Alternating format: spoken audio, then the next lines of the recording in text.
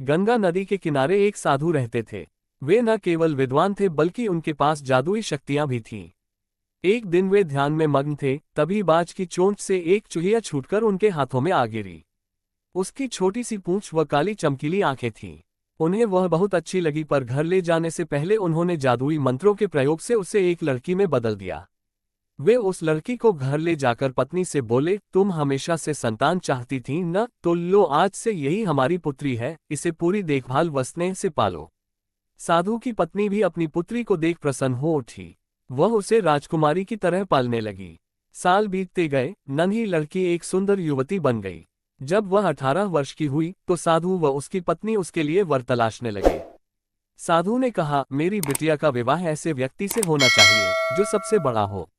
मेरे हिसाब से सूर्य ठीक रहेगा। पत्नी ने भी हामी भरी। उन्होंने जादुई मंत्रों के प्रयोग से सूर्य को नीचे बुला लिया। उन्होंने उसे अपनी पुत्री से विवाह करने को कहा, पर पुत्री ने पहले ही न कर दी।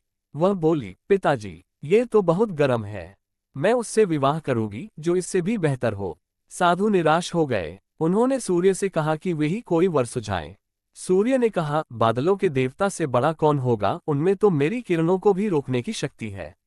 साधु ने बादलों को नीचे बुलाया व अपनी पुत्री से विवाह करने को कहा, पर इस बार फिर पुत्री ने मना कर दिया। वह बोली, ये तो कितना बदसूरत है, मैं इससे विवाह नहीं कर सकती, इनसे भी कोई बेहतर चाहिए।